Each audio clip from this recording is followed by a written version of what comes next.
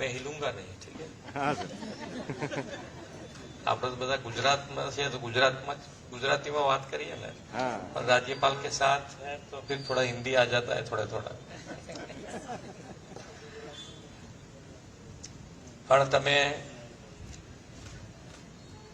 આમાંથી જેને પણ કંઈ કહેવું હોય એ આરામથી કહી શકે। અમે આયા છે એનો તમારે લાભ લેવાનો છે। કંઈક એમ હોય કે ભાઈ અત્યારે તાત્કાલિક જરૂરિયાત છે અને બહુ ટાઈમથી માગી છે અને નથી થતી, એ રજૂઆતે કરાય। એટલે તમારામાંથી એકની એક વસ્તુ બે વખત બે જણ રિપીટ ના કરે એટલું ધ્યાન રાખીએ। બાકી તમારામાંથી જેને જે બોલવું હોય આરામથી તમે તારે કહી શકો છો, બરોબર?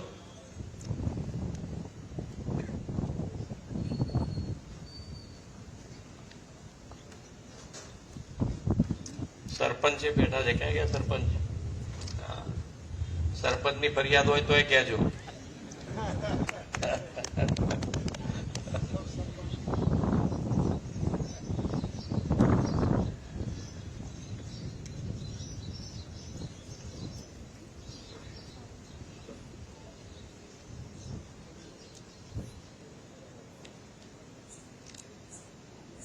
કંઈક તો કહો, સરકારની સારી વાતે કરો, અમને વાતો નથી। અમને તમારે કઈ ના જોઈતું તો બીજી વાતો કરીએ।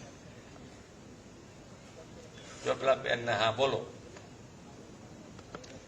આવી જાઓ આગળ, અહીંયા આવી જાઓ એટલે તમારે વાત થાય હરખી। હા ચાલો, રસ્તો નથી? ઓહો, ક્યાંથી ક્યાં નથી રસ્તો? ક્યાંથી ક્યાં રસ્તો નથી? એટલે એનું કઈક નામ બોલાતું હોય કે એવું તેવું હોય તો આપો। હા, તો કે ભાઈ આ રોડ, સરપંચ તમે જાણો છો ક્યાંથી ક્યાં રોડ કે છે આ બેન? કેટલા કિલોમીટર નો છે? કેટલો? 600 મીટર? કેટલો રોડ બાકી છે? હા, અચ્છા,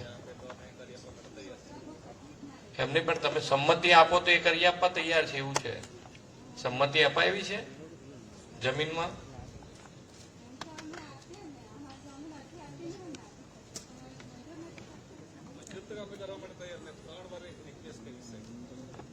તમે મને આપી દેજો, ચાલો। હું જેને સંમતિ દેવાની હશે બધું લઈને તમારો રોડ કરી આપીશો।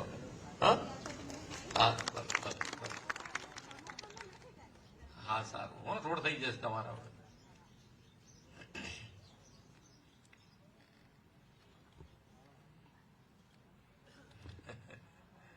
બોલો।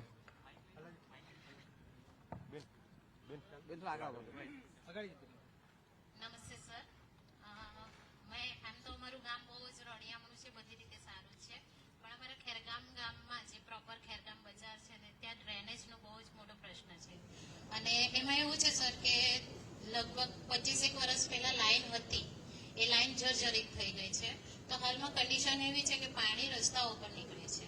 એની રજૂઆત પણ થઈ છે અને ગ્રામ ઉદ્યાનમાં કદાચ અત્યારે આયોજનમાં લેવાયું છે, પણ સર એ પ્રશ્ન એટલો મોટો છે અને કનેક્શન લગભગ 300 થી 350 કનેક્શન છે। તો એ પાણી છે ને મારા ઘરના પાસે ભવાની માતાનું મંદિર છે અને એ ગંદુ પાણી ભવાની માતાના મંદિર પાસે જ નીકળે છે। તો એ કોઈ આયોજનમાં વહેલી તકે થઈ જાય અને તમે કોઈ આયોજનમાં લેવો તો વધારે સારું। ગટરનું પછી પાણી નાખશો ક્યાં આગળ? એટલે એમાં કેવું છે સર, અમે વચ્ચે આયોજન કર્યું હતું સરપંચ જોડે અને પ્રાંત સાહેબ જોડે બી વાત થઈ હતી। તો એમાં કેવું હતું કે પ્રોજેક્ટ બની જાય એવું છે, એક એ ગયેલી છે લાઈન, તો એ લાઈન માંથી જઈને એક પ્રોજેક્ટ થાય એવી જગા બી છે આપણી પાસે ગામના બહાર। તો એ પ્રોજેક્ટ આવી જાય ને તો બધો પ્રશ્ન સોલ્વ થઈ જાય એવું છે। એમાં થોડું ફોકસ કરીને થઈ જાય તો ઘણા, મતલબ આખું ગામ જ એમાં સમાઈ જાય એવું છે। બહુ સરસ। તો સર એ જો થઈ જાય તો મારા ગામને ઘણો ફાયદો થાય એવું છે। Thank you sir.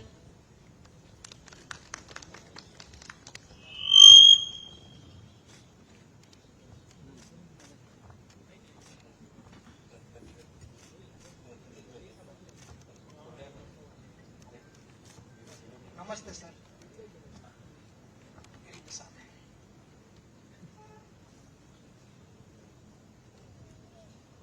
ખેરગામ તાલુકાના મોટાભાગના ગામમાં સાહેબ પાણીની સમસ્યા છે। સરકારશ્રી તરફથી 300 ફૂટ જેટલા પાણીના બોર આપવામાં આવે છે પરંતુ અત્યારે એવી સમસ્યા છે કે 600 થી 700 ફૂટ જેટલું જો બોર ઉતારવામાં આવે તો પાણીની સમસ્યા હલ થઈ શકે એવું છે.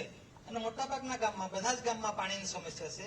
હું ખેરગામ તાલુકા સરપંચ એસોસિએશનનો પ્રમુખ છું, એટલે બધા લોકો રજૂઆત કરે જ છે કે આ રીતે જો હોય અને 600 થી 700 ફૂટ જો બોર ઉતારવામાં આવે તો પાણીનો પ્રશ્ન હલ થઈ શકે એવું છે.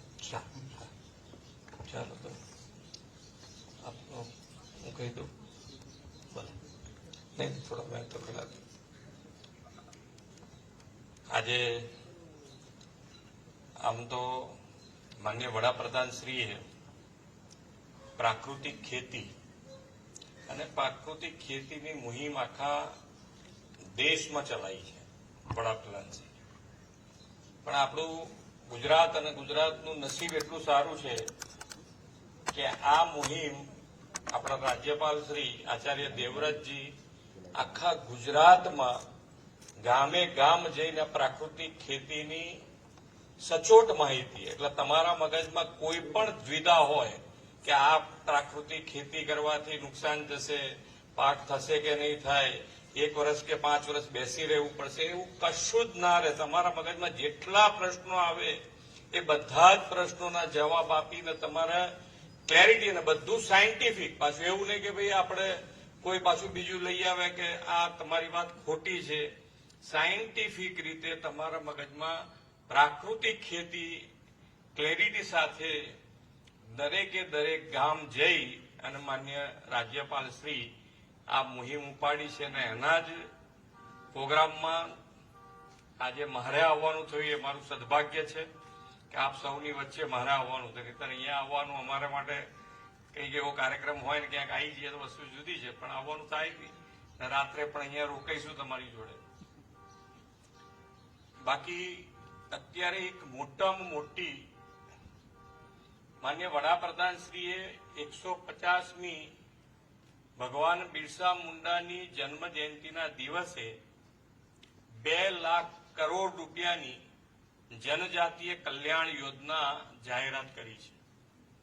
અને આ 2 લાખ કરોડ રૂપિયાની જાહેરાતથી તમારા તમામે તમામ પ્રશ્નો તમે જો આયોજનબદ્ધ રીતે આખા ઉમરગામથી લઈ અને અંબાજી સુધીના પટ્ટામાં કોઈ કામ તમારું બાકી ના રહે, ત્યાં શિક્ષણનું હોય કે જે પણ ડિપાર્ટમેન્ટનું તમારું કામ હોય, પાણીને લગતું હોય, તો બધા જ કામ આની અંદર થઈ શકે એવું છે.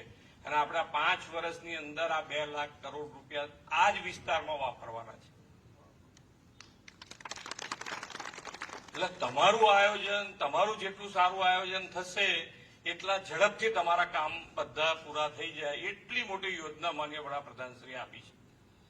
અને ક્યાંય પૈસાની તકલીફ નથી પડવાની, પણ તમારું આયોજન ઝડપથી તમે બધા સાથે બેસીને કરો તો તમારું આયોજન ઝડપથી થશે, તો એટલા પૈસા તમને ઝડપથી અમે આપી શકીએ અને તમારું કામ સ્ટાર્ટ થઈ જાય. બાકી આ પટ્ટામાં ખૂબ સારા કામો થયા છે, જે પ્રમાણે જોઈ રહ્યા છે એ પ્રમાણે સારા મકાનો છે, સારા રોડ રસ્તા છે, નાના મોટા ફરિયાદો, નાના 600 મીટરનો એક રોડ છે. આમ તો કીધું, એક બોરની વાત કીધી છે કે ભાઈ 300 મીટરની જગ્યાએ 600 ફૂટે પાણી અહીંયા આવે છે, વધારે સારું. તો એનો માટે પણ વિચાર આપણે કરી શકાય કે આટલા પટ્ટામાં એમને ખરેખર બધાને મુશ્કેલી પડતી છે, એક જણને નથી પડતી. તો એનો વિચાર કરીને એનો સુધારો તાત્કાલિક કરવો જોઈએ આપણે.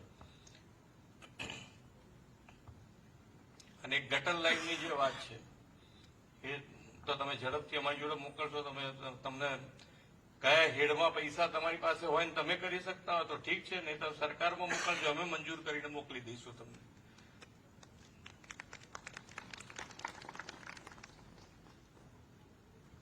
ભણતરનું પણ અત્યારે અમે જમવા જ્યાં ગયા હતા ત્યાં એક દીકરી BSc MAd થયેલી દીકરી આપણને મળે અહીંયા આગળ ગામમાં, એટલે અમને ખૂબ આનંદ થયો કે ખૂબ સારી રીતે તમે બધા દીકરા દીકરીઓને ભણાવો. અને હવે જમાનો છે એ ભણતરનો છે. વડાપ્રધાનશ્રીએ જે પ્રમાણની દરેકે દરેક સેક્ટર, ઉદ્યોગ જગત હોય, ખેતી હોય, દરેકે દરેક સેક્ટરમાં એક ઊંચાઈ સુધી આખા દેશને લઈ આવ્યા છે.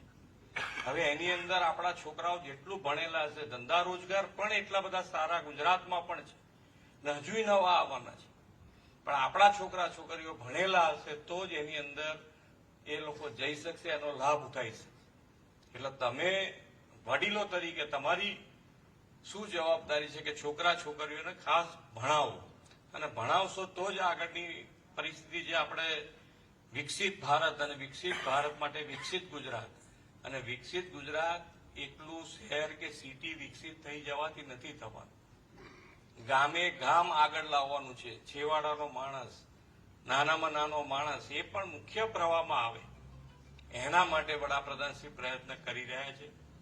અને આપ સૌ પણ એની અંદર સાથ અને સહકાર આપશો તો એ બધા જ માટે, બધા સાથે આગળ વધીએ.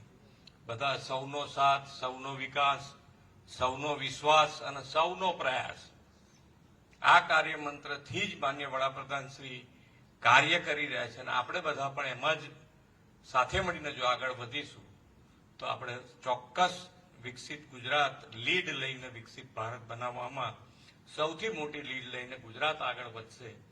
અને એ જ આપણી બધાની સંકલ્પ છે. એ સંકલ્પમાં આપ સૌનો સાથ અને સહકાર આપશો એ જ અભ્યર્થના સાથે વિરમું છું. ભારત માતા કી જય. વંદે માતરમ. જય જય ગરવી ગુજરાત.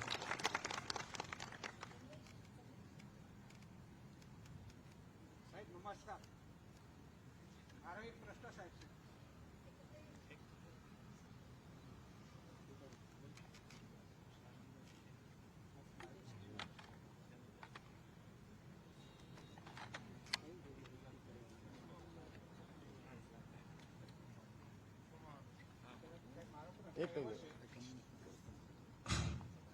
કે અમારી આ પંચાયતના સરપંચ શ્રી જે બોલ્યા એ વાતમાં એવું છે કે અમારે 7 કે 6 ગામડા જેમાં બિલકુલ પાણી વિહોણા છે. એટલે કે કેનાલો કોઈ ભાગ જ નથી અમારે. નડકદરી, ધામધુમા, પાણીખડક, કાકડવીરી, જામનપાડા અને પાટી, આ ગામમાં કોઈ જગ્યાએ અમારે કેનાલની સુવિધા નથી. એટલે જે પાણીનો સોર્સ આવવો જોઈએ એ મને વાત કરી કે ઓછામાં ઓછા 600 થી 700 મીટર સુધી જાય તો પાણી લાગે. તો અહીંયા અમારે બીજો કોઈ વિકલ્પ જ નથી. કેનાલો કોઈ વિસ્તાર નથી. એટલે જે પાણીનો અંદરનો ભાગ આવવો જોઈએ તે આવતો નથી. એટલે પાણીનું તળ નીચે ગયું. એટલે આ ગામડાને અમારી ઘણી જટિલ પ્રશ્નો, ઘણા પ્રશ્નો છે. એમાં અમે એક વખત ગુજરાત રાજ્ય સરકારમાં અમારા જામનપાડાના ભાઈ છે ગ્રાસ્ય સાહેબ, એને બી મૂકેલું, પણ આજુ સુધી અમને કોઈ જવાબ મળ્યો નથી. રાજ્ય સરકારમાં અમારે ફાઇલ મૂકેલી છે. બોર તો તમારું કરવાનું કહી દીધું છે. નહીં સાહેબ, આમાં બોર કરીએ તો બી એટલા ઊંડા જાય છે. એટલે કોઈ કેનાલની વ્યવસ્થા થાય પણ ક્યાંથી આવે એવી છે તમારા મગજમાં? અગાસીથી આ તો કલેક્ટરશ્રી જરા જોડે બેસીને જો કેનાલ નેટવર્ક થઈ જાય એવું અને કંઈ વ્યવસ્થા થાય તો પાણીનો તળ સાહેબ ઊંચો આવે. જ્યાં જ્યાં તળાવો એમના છે એ તળાવો આપણે 7 કિલોમીટર સુધી ભરવા માટેની છૂટ આપી છે. તો એ તળાવો બી ભરાય તો શું એ લોકોનું તળ ઊંચું આવે. તો આ બંને વસ્તુ જોઈ અને ઝડપથી એનું આગળ કાર્યવાહી કરજો. ઓકે.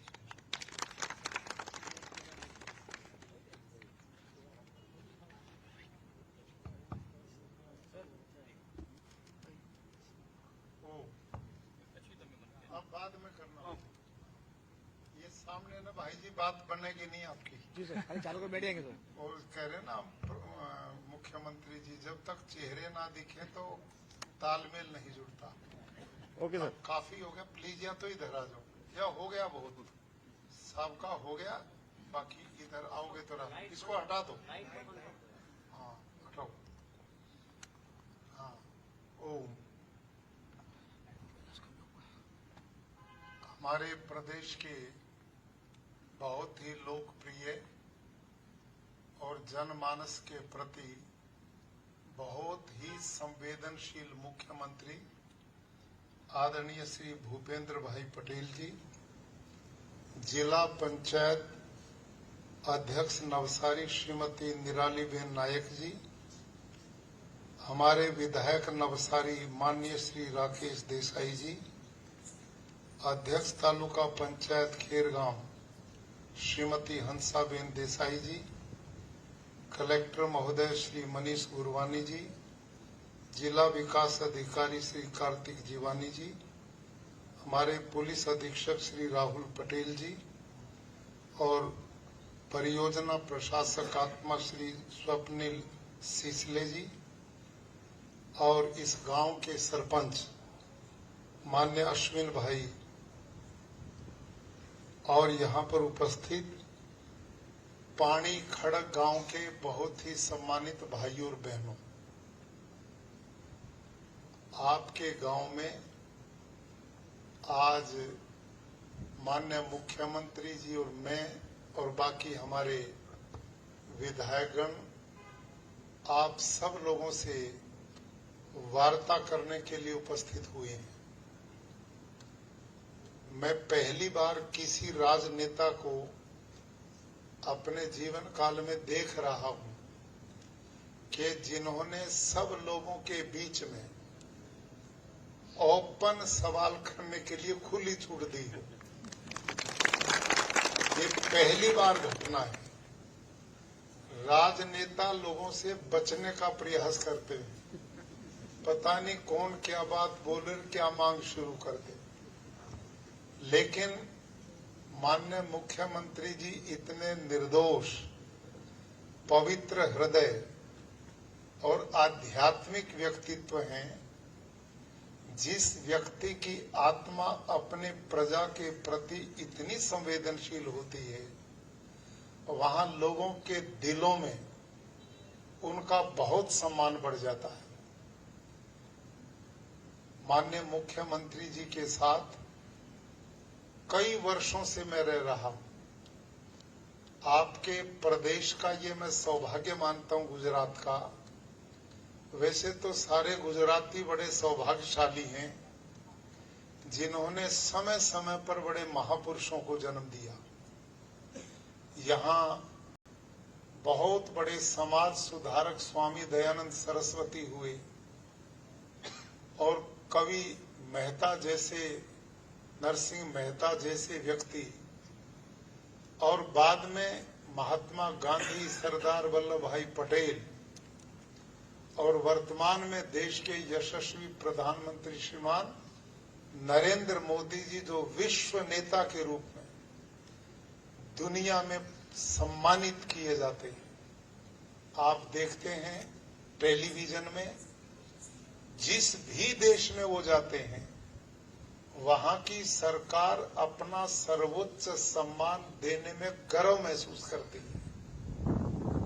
और उसी के साथ इतने पवित्र मना, इतने ऑनेस्ट, ईमानदार और कर्मठ मुख्यमंत्री, जिनके पास इतना बड़ा प्रदेश का काम है। मेरे पास तो इतना काम होता नहीं। मैं तो अपने समय का आप लोगों के बीच में आके खाली समय का उपयोग करता हूं। लेकिन महानता मुख्यमंत्री जी की है कि जिन्होंने ये जो गांव-गांव में जाने का मैंने कार्यक्रम बनाया है, मुख्यमंत्री जी ने इतना व्यस्त कार्यक्रम छोड़ करके रेल मार्ग से हमारे बीच में आपके गांव में कहा कि मैं भी लोगों के बीच में आपकी तरह कार्यक्रम देखना चाहता हूं, कैसे लोग आते हैं, क्या कार्यक्रम होता है। और इसमें इतने बड़े प्रदेश में यदि कोई सौभाग्यशाली तो वो आपका गांव हुआ है, जिसको इन्होंने पानी खड़क गांव को आने का अंतर्मन से एक अपना मन बना करके आए। तो इसके लिए आप सौभाग्यशाली हैं, ऐसा मैं मानता हूं। भाइयों और बहनों, माननीय मुख्यमंत्री जी का बहुत बड़ा सहयोग हमारे इस मिशन में मिलता है। मैं प्राकृतिक खेती का मिशन, अभी कितनी आप वेदना से हमारी बहन ने भी कहा, भाई लोग भी आए, सभी ने कहा हमारे यहाँ पानी की बहुत प्रॉब्लम है, बहुत गहरा पानी है और ये और भी गहराता जा रहा है। यही समस्याओं के समाधान के लिए मैंने निर्णय लिया कि हमारे गुजरात में 268 तालुका है। मैं दरेक तालुका में जा रहा हूं और उस तालुका के एक गांव को, जैसे आज आपके गांव में मैं आया हूं, माननीय मुख्यमंत्री जी आए हैं, उन गांव में हम रात को आज आपके स्कूल में रुकते हैं, ऐसे ही रुकते हैं। किसी अनुसूचित जाति जनजाति परिवार में उनके बीच में बैठ के भोजन का भी आनंद लेते हैं। आज जितेंद्र भाई और उनके परिवार में हमने भोजन करने का सौभाग्य प्राप्त हुआ। और स्वच्छता अभियान, वृक्षारोपण, जल बचाने का अभियान, ये मुद्दे माननीय मुख्यमंत्री प्रधानमंत्री जी अपने कार्यकाल में इस प्रदेश में चलाते रहे। उन्हीं बिंदुओं को लगातार आगे बढ़ाने का अभियान माननीय मुख्यमंत्री भूपेंद्र भाई पटेल के नेतृत्व में चल रहा है। और ये जो प्रॉब्लम है ना आपकी पानी की, इसका समाधान केवल और केवल प्राकृतिक खेती में। ये जो रासायनिक खेती है ना, ये इसका परिणाम है जो धरती का भू जल खत्म हो रहा है, समाप्त हो रहा है। यहाँ वीडियो वो नहीं है, क्या नाम, कोई स्क्रीन है। कल स्क्रीन पे कार्यक्रम होगा हमारा। ये गांव है सुरकाई आपका, राणकुआ के पास। आप सबको मैं निवेदन करूंगा, कल 9:30 बजे वहां प्राकृतिक खेती पर लंबी चर्चा, साइंटिस्ट भी आएंगे, मैं भी रहूंगा। और स्क्रीन पे मैं दिखाता आपको पे भूमिगत पानी घट क्यों रहा है, ये पानी इतना गहरा क्यों चला गया है और इसको दोबारा ऊपर कैसे लाया जा सकता है। दोनों का समाधान कल मैं वहां आपको स्क्रीन पे दिखाऊंगा, प्रैक्टिकल। भाई और बहनों, ये चर्चा मैं बाद में करूंगा। एक दो बात आप गांव के खेडूत भाई, सबसे पहली चर्चा जो मैं गांव में करता हूं, हर माता पिता के लिए उसकी संतान सबसे प्रिय होती है। हाँ या ना बोलो? आप जितना कारोबार करते हैं, कुछ भी काम करते हैं, आप केवल बच्चों को ध्यान में रख करके करते। मेरे बच्चे को अच्छा मकान मिले, उसको अच्छा व्यवसाय मिले, उसके पास धन दौलत की कमी ना हो, दुनिया में सम्मान इज्जत से जिए। हर माता पिता यही चाहता है कि नहीं? यही चाहता है। तो मैं आपसे, जैसे माननीय मुख्यमंत्री जी ने आपसे आग्रह किया है, अब शिक्षोत्सव चल रहा है अपने गुजरात में। आप सबसे हमारा निवेदन है, अपने बेटे बेटियों को, दिकरा दिकरी को पढ़ाओ। शिक्षा से मजबूत चीज दुनिया में आगे बढ़ने की कोई नहीं। आप इस बात को ध्यान से सुनिए, इस दुनिया में कोई किसी की लंबे समय तक इंतजार और परवाह नहीं करता, और न आपके लिए कोई कमा करके दे के जाएगा। हर व्यक्ति को जिसने आगे बढ़ना है, उसने स्वयं हिम्मत करनी पड़ेगी, अपने आप हिम्मत करनी पड़ेगी। और वो हिम्मत सबसे बढ़िया सरल तरीका है, आप जितने इस गांव के भाई और बहन बैठे हैं, सब एक संकल्प करो कि अपने बेटे और बेटियों को, अड़ोस पड़ोस को, रिश्तेदार संबंधियों को, सबको प्रेरित करो कि अपने बच्चों को पढ़ाएं, शिक्षित करें।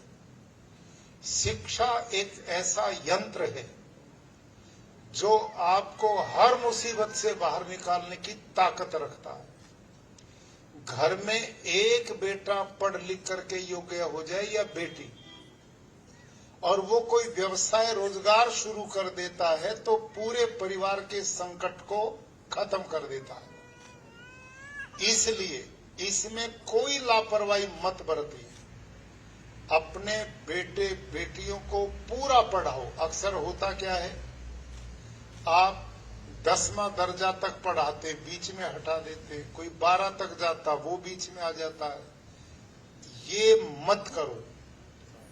आप थोड़ा कष्ट उठाओ, लेकिन बच्चों को पढ़ाने से पीछे मत रहो। और आदिवासी समाज के लिए भगवान बिरसा मुंडा की 150वीं जन्म जयंती के समारोह को विश्व में जो सम्मान प्रधानमंत्री नरेंद्र मोदी जी ने दिया, वो कोई दे नहीं पाया आज तक। और मैं तो आश्चर्य करता हूं, कमाल है। और आपकी तालियां भी नहीं बजी। इतना बड़ा निर्णय मेरे को नहीं पता था। अभी माननीय मुख्यमंत्री जी ने जब बोला आपके अकेले गुजरात के लिए और आदिवासी भाइयों के लिए पूरे गुजरात में अगले इन 5 साल में 2 लाख करोड़ रुपया खर्च करने का प्रावधान है। अब आप में बहुत ने यही नहीं पता 2 लाख कितना होता है। क्यों साहब, नहीं पता कितने जीरो लगते उसके पीछे। मैं मोटे मोटे अर्थ में बताता हूं, ध्यान करो। ये जो अहमदाबाद से और मुंबई तक बुलेट ट्रेन चलेगी, इसका पता है आपको? जिसको पता हाथ खड़ा करो। वाह, इसका भी बहुत को नहीं पता है। हाथ आधे खड़े हुए, आधे नहीं खड़े हुए। अब समझो ध्यान से, बुलेट ट्रेन जमीन में नहीं चलेगी, ये ऊपर ऊपर इतना बड़ा इसके लिए रास्ता बना, पिलर खड़े करके।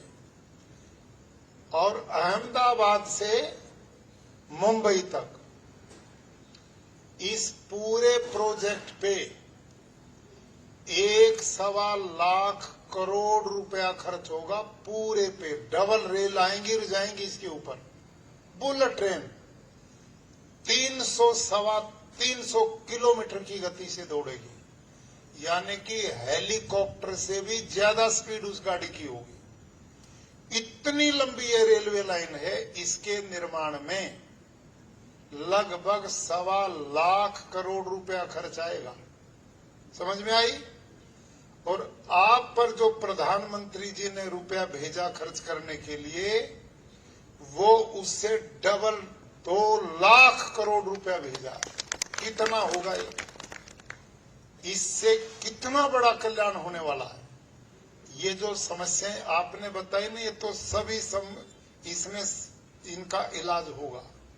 तो मैं प्रधानमंत्री जी को आपकी ओर से बहुत धन्यवाद करता हूं, माननीय मुख्यमंत्री जी का, कि जो इतनी चिंता अपने परिवार भाइयों के लिए रखते हैं। तो मैं जो निवेदन कर रहा था, बालकों को आप पढ़ाओगे, लिखाओगे, योग्य बनाओगे, कोई व्यवसाय करेंगे, किसी सर्विस में जाएंगे, बहुत रास्ते बन जाते। तो पहला काम इसमें अब पूरी प्रदेश सरकार, माननीय मुख्यमंत्री जी के नेतृत्व में सरकार गांव-गांव जा रही है। और यही प्रेरणा देने के लिए भाई दिकरा दिकरी को पढ़ाओ। एक बात। नंबर 2, आप अपने बच्चों को पढ़ाओ, लेकिन उनको निर्व्यसनी भी बनाओ, उनको संस्कारवान बनाओ, उनमें व्यसन मत आने दो। एक व्यक्ति बच्चे को पढ़ा भी लेता है, पैसा भी कमा लेता है, तिजोरियां भी धन की भर देता है, लेकिन उसका बालक संस्कारी नहीं है तो सारे की दारू पी के खत्म कर देगा, कुछ नहीं हाथ में मिलने वाला। इसलिए मेरे भाइयों और बहनों, अपने बच्चों के लिए धन इकट्ठे करने की जो सोच बनाई है, उससे भी ज्यादा ध्यान इस बात का रखना है कि बच्चे में कोई नशे की आदत तो नहीं है, बच्चा किसी ड्रग्स की ओर तो नहीं जा रहा है, बच्चे का जीवन किसी गंदी सोसाइटी में तो नहीं जा रहा है। ये भी हर माता पिता का कर्तव्य, दरेक माता पिता की जिम्मेदारी।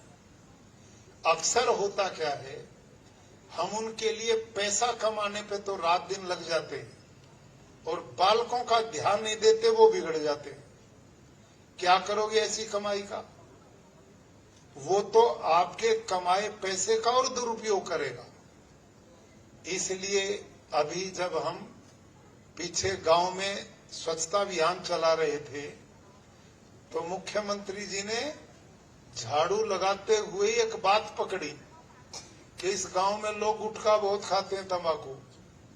पता लगा कि वहां उसके पाउच पड़े थे सबसे ज्यादा। तो ये आदतें जो माता पिता खुद बच्चे के सामने खाएगा और बच्चे को कहिए स्वास्थ्य के लिए हानिकारक है, बच्चा कैसे रुकेगा आपसे? बोलो भाई लोगों, रुकेगा, मानेगा? माता पिता सारा दिन टीवी के आगे बैठे हो और बालक को कहे पढ़ो उस कमरे में जाके, पढ़ेगा वो? आप तो टीवी नहीं छोड़ते और बालक को भाषण देते हैं वहां जाके पढ़ो। ऐसा नहीं होता। इसके लिए हमने खुद आदर्श बनना पड़ता है। बालक के साथ हमने समय लगाना पड़ता है।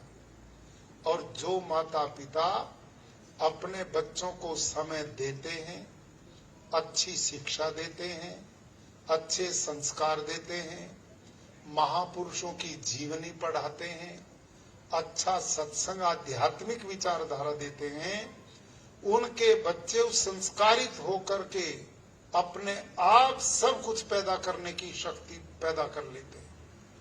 हमारे यहाँ उत्तर भारत में एक कहावत चलती है, उसका हिंदी में अर्थ बताता हूं। कहावत क्या है? पूत कुपूत काहे धन संचय और पूत सुपूत काहे धन संचय। कि यदि आपके संतान सुपुत्र है, अच्छे हैं, संस्कारवान है बच्चे, तो उसके लिए धन